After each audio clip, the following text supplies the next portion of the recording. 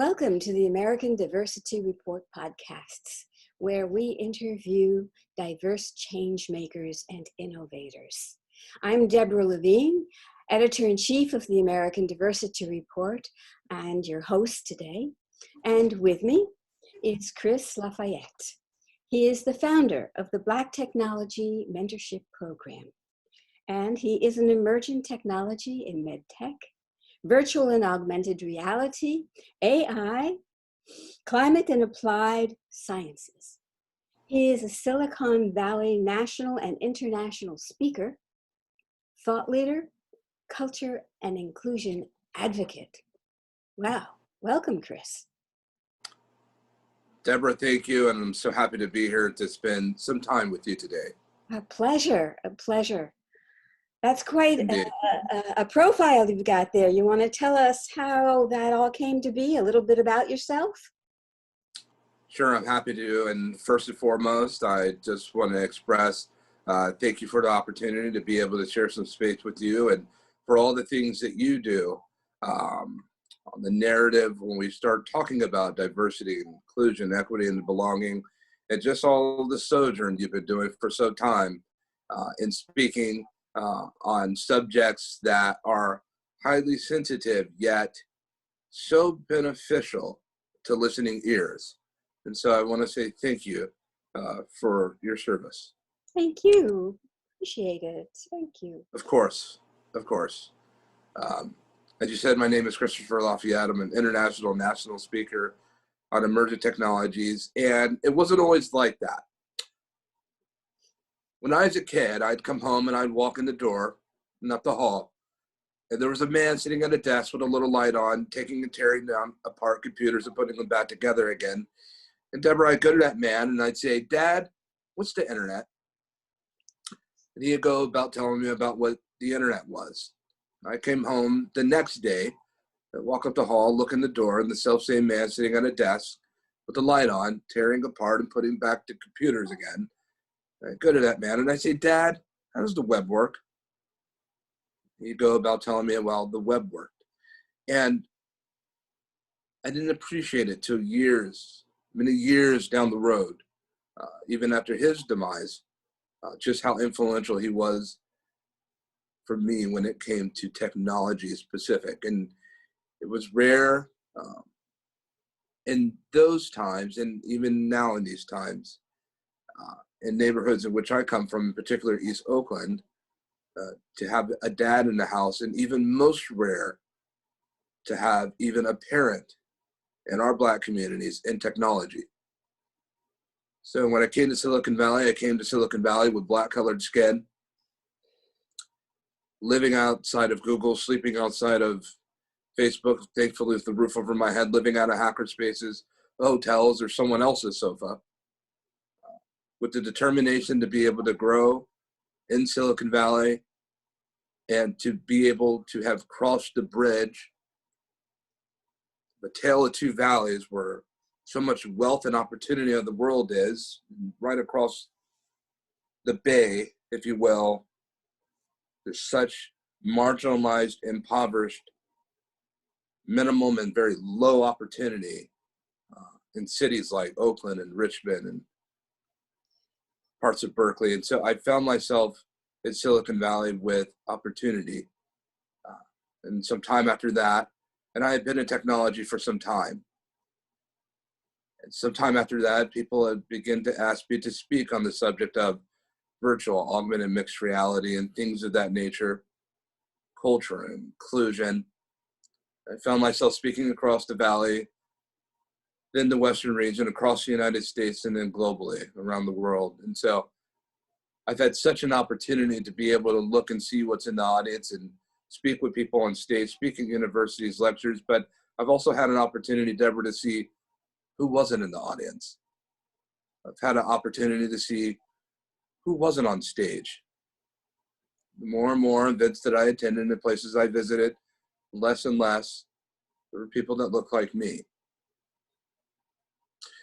And for some time, I had to think about that and what I do in my business dealings. And someone once asked me on stage, they said, "Chris, how long have you been involved in diversity and inclusion. And I thought for a moment, and I said, well, I was born in it. And so the responsibility comes with, even for those that didn't seek to go and to speak on these things. And as an emerging technologist, which I enjoy in my work being able to talk with and deal with in tech, but I was given the extra responsibility of talking about subjects that I had no idea that I'd be discussing. Yet I found myself leading and helping drive this narrative in the Valley, because if not me, then who? And so there was an opportunity to be able to express such, and I've been doing that thus far. Wonderful. And I'm sure that having a parent who could help you was just an amazing part of your DNA. I envy you. Now, I will say that my mother made me study computer programming back in 1965. Oh, wow. Yeah, I objected. I was going to be a philosopher. Thank you very much. And she informed me computers were the future. This is Wow. a suggestion, darling. So I did. And I Excellent. became the IT manager of an officer back in the mid 1980s. Wow. And I took Wow. that computer, That's awesome. you know, and there weren't many women who do that. No. And so I really appreciate what you're doing to make sure that maybe people who didn't have the parents that we did, right? There wasn't enough women in the 80s, and there's certainly, candidly, not enough women in the workforce and the technology sphere today. It's just the truth of it, and we can go on and on about that, but I'm listening. You know, I do all my own technology. Just who I am. It lasts with you, doesn't it? It gets embedded inside you. It certainly does. It But does. And that's remarkable, Deborah, that your mother had the insight to even help guide you. I mean, don't our parents have so much influence yes. to us? And look, decisions that they help make for us that we don't sometimes appreciate until sometime, sometimes never, but sometimes Yes. much further up the road, and perhaps when we're more wearing their shoes, of empathy, of understanding, and to consider the magnitude of the things that they lend to us on this road. It's really truly precious. I mean, It is. really, It is, and that's why what you're doing is a mentor for you, for people who might not have those parents, is so vital, not just for them individually, but for all of us, for the future, our generations to come. It just has to be. Thank you. Tell us a little bit about your organization that you founded. so I founded a platform amongst all my other technology platforms that I founded. I founded one, and I had to make a little bit of elbow room amongst the tasks that myself had committed to, because I just saw the importance of it. In this time of George Floyd, in this time of COVID era, Breonna Taylor, Ahmaud Arbery, and other people that look like me that are being persecuted, hunted down. When I see on the streets, although I admit I'm not a protester, but everyone has a part to play and they must be allowed to play them. When I see there on the open streets, not just anger, but fear and hurt from our severely marginalized Black youth and adults, with the lack of opportunity that they have, and simply having the desire for someone to help point them in the right direction, and so we had to go back. Look, technology will never be as great as it can be until everyone has the opportunity to build it. And as far as we've come, and as great as technology has been, and the acceleration therein over the last 10 years, Fundamentally, technology will never be as great as it can be until everyone has the opportunity to build it. And even as great as companies such as Apple or Google, ones that are valued at $1 trillion or $2 trillion, I would submit to you that even they know that they have not hit their ceiling. They know that they have a cultural inclusion problem, an obstacle.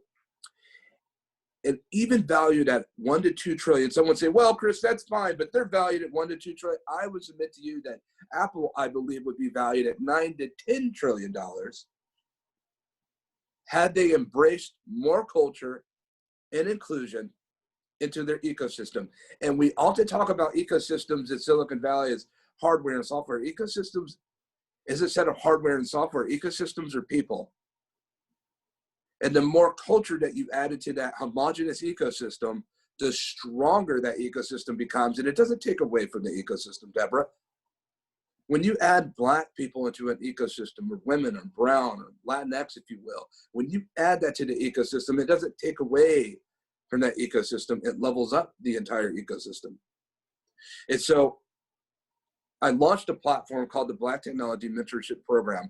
And I said, I wonder what would happen if I took all these people that I've been working with and that I know in technology and the ones that I don't know. And what if I took these hidden heroes and went back to neighborhoods like where I'm from, East Oakland or Richmond, California, or Brooklyn, or Compton, or parts of Atlanta, the south side of Chicago, Queens, and things of that nature. And what if I took these hidden geniuses, and what happens if I pair them together? And so I was able to create a platform called the Black Technology Mentorship Program, a mentor-mentee program first, education reimagined second, and last mile fulfillment third, with that emphasis on that last mile fulfillment of 2 tracks, career path and entrepreneurship, which we call our shipyards and our pipelines path. And in so doing, and making sure that we're not just giving education and teaching with no fruition of opportunity, earned opportunity, but creating a program in which those are able and have the willingness to teach and to learn, which is a bi-directional beneficial program.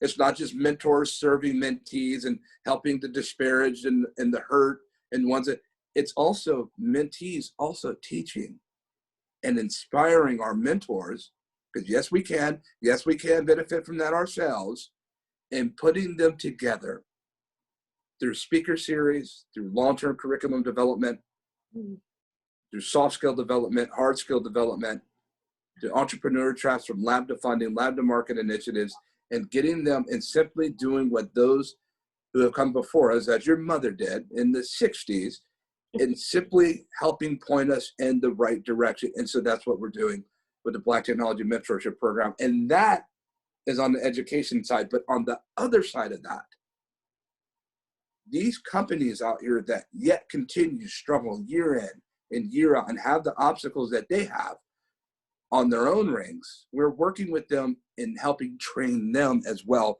because they need mentorship as well when it comes to dealing with marginalized communities and their own allyship. And so removing barriers to innovation and becoming a better ally is what I've been doing with these companies, and helping teach them and guide them along with the people that I wonderfully work with, but to teach them and guide them for best practices in dealing with vulnerability, in dealing with open-mindedness, in dealing with reducing self-limiting beliefs and identifying self-limiting beliefs, in dealing with bias, whether implicit or explicit, in dealing with a lot of the things that we see, and in the makeup material of their whole organizational structure, and working with them to be able to understand an updated narrative on prevention when it comes to cultural prevention, when it comes to what are the better steps and how do I become a better identifiable platform and a welcoming platform for people that don't come from where I come from and people that don't necessarily look like me, and to embrace the opportunity. And so We do that, and then lastly, we offer talent for those that are looking to discontinue the practices of seeking their talent and headhunting their talent. Why seek your talent when you can raise your talent? Interesting. And so we work with these platforms and develop curriculum from their side so that we can teach our mentees and so that we can get into best practices of raising talent for delivery and earn opportunity, and that making sure that they get the absolute best talent available for their ranks and product delivery teams and remote systems. And that comes with a good story. And it comes with the story of not just writing us a check. That's the intention, just to write us a check and not work together. Then that just serves the benefit of a rock in a garden. It doesn't grow. But the idea is for us to be able, and I'll take the check. I'll take the check, but I'll also take the relationship that comes in tow. And if we have those things together, then on that type of foundation and on that type of ground, are we actually seeing positive and actionable change and success in dealing with systemic racism? So tell me, give me an example of one of the self-limiting beliefs that you run into in the corporate world that you're able to tweak into something more productive. Sure. When we deal with identifying self-limiting beliefs, we've had situations where there are those that have entered in a state of vulnerability. But just because we can say that I'm vulnerable, or I have a willingness, it doesn't mean you necessarily know the next steps that you need to take with the disposition of vulnerability. It doesn't necessarily mean that you're now fortified and equipped with actionable information to help guide you towards the next steps on your comportment and how you're looking, whether you're on leadership, work level, ERG.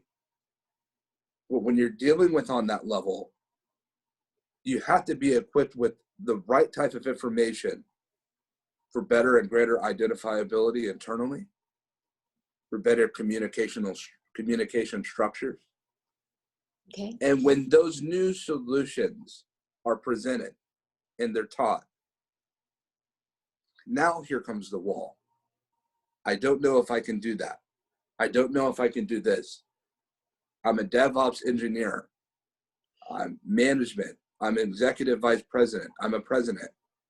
And I've been doing these things for so long. And then, Deborah, I tell you, that's when the true vulnerability comes out, believe it or not. Really? Because vulnerability isn't just saying, I'm vulnerable. Okay, I'm vulnerable. Because the first thing that we talk about is that you have to have an open mind. And when you begin giving new gear and new equipment of information to the mentee, to the worker, to the leadership, and you give that to them, then you may start getting, I don't know if I can do that. And it's something that they embrace and something they want. They don't know how to re-regiment themselves and to go towards new steps, and they want it so badly. And then that's where the disposition of being vulnerable comes in, because vulnerable isn't necessarily a play for manifesting without. It's a play for understanding within. Yes, I agree, totally. So it's taking internal inventory the best that you can to realize in this state of vulnerability what you're actually vulnerable to. And a lot of what we come to find out, a big part of what we're vulnerable to is our self-limiting beliefs. For those that have the willingness and the heart to change, but they just cannot continue to do such. And so that's where we start putting in the hard work to go about in dealing with that and removing those barriers to innovation. This just isn't a simple fix. This isn't a simple situation, but we have the patience to work with it. Does that help some? Yes, it does. It does. And imagine a lot of patience to work with it. It is a difficult situation to change at such a deep level. People, how they work, how they feel, how they believe. I know very well, and I'm admire you for taking on Silicon Valley, which is sort of famous for its lack of diversity and inclusion and its need for it. Oh yes, the need for it.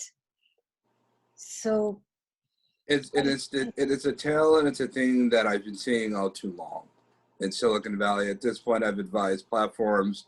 I've been invited to speak, whether it's the UK British government, Salesforce, or other platforms, and I can say a whole lot. And I'll tell you this, that it's not enough for a one-off session. no, not at all. I mean to chop wood. We mean to go on a pioneer journey. And if you're willing to go the distance, there's a lot of benefit and good that myself and our team with BTMP has helped affect to actually making effective change. Good for you. Real substantive change on the company and the corporate level. And to my surprise, we've had so many platforms that have helped reach out. And that's helped fund the Black Technology Mentorship Program, is that we've had platforms that have said, hey, Chris, we really want you to come speak on removing barriers to innovation and becoming a better ally, and working with them and continuing to work with them and really wanting to be part of mentorship. So when we think that we're ready to be mentors, and yes, you can be a mentor, but at the same time, it does benefit for you to know that you are a mentee yet. Yes, it does. I've always learned as much from the people I've taught, coached, mentored as they've learned from me. It's been an amazing journey, and I hope people will hear you and work with you, because the enrichment of that engagement cannot be really defined in words. It's enriching, and especially in a time where we see such a juxtaposition and a dichotomy what's happening in this particular country, where people that look like me can't even march on the streets and to be able to peacefully protest without being ridiculed from the same audience of when they've had to look into their own eyes and their own disposition and behaviors on what they do, and to be able to call it two totally different things. Not attempting to go too political with this, but I tell you, we find ourselves in a situation, Deborah, where we have to ask ourselves, is it by our actions that you hate people that look like me?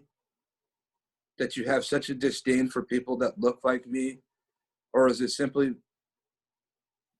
by who I am? Is that why you hate me? And why you treat me so and ostracize me from the narrative? And as we continue to grow together in this country, it is pertinent for us to be able to find some type of way, Yes. some type of way to work together, especially amongst all the hate and the vitriol. So I just go guided with grace and mercy in my life. And I'm just so grateful to be able to have the opportunities that I've been given. And with this program, we actually are creating effectual change. We're not just blocking out our social media sites in solidarity. We're not just talking about, I'm not for it. I'm not just talking about what the things that we can do, given how precious time is. Yes. Less talking, more doing, building strong and building together. And that's a big part of what we've been doing, because look, how are you going to change or treat or educate or teach the lack of diversity and cultural awareness? By only talking.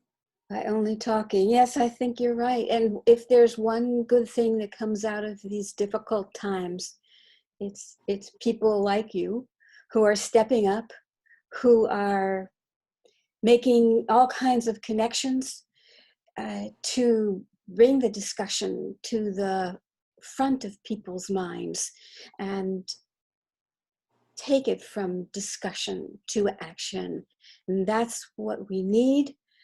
And I thank you so much for all that you're doing and for sharing that work with us today. Is there anything else you'd like to say that we haven't covered? Sure, there is. And we now find ourselves in this new era, in this new COVID era. And our Black and brown communities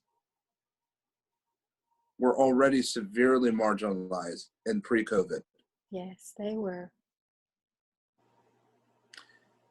And now we find ourselves in a situation where we've never been more marginalized ever. And with the expectancy to be able to remote learn in education, and with the topsy-turvy educational setting and scene, I am imploring to everyone who has the willingness and the desire to serve, to open your hearts, not your checkbook, but to open your hearts to wanting to help affect actual change and not just talking. But I built a program where it's not just a group of Black people at Black Technology Mentorship Program that will take your money and only do something with it and not allow others to be able to come in and to help till the ground. I want all available hands from all demographics and all different backgrounds, women and male and all genders, no matter the color, no matter the gender, to come through service leadership and to help till the ground with us. We have wonderful leadership. We have a great team who I'm so thankful to be able to work with. Majority female led in our leadership, and it's strong. And we find ways to continue to work together because, Deborah, the time for talking is done. The time for talking is done. And as you know, with all the ground that you've tilled, I extend myself to help you in whatever it is that you're doing that I may be acceptable yet to be able to do. And that's within my wheelhouse and capacity to be able to do.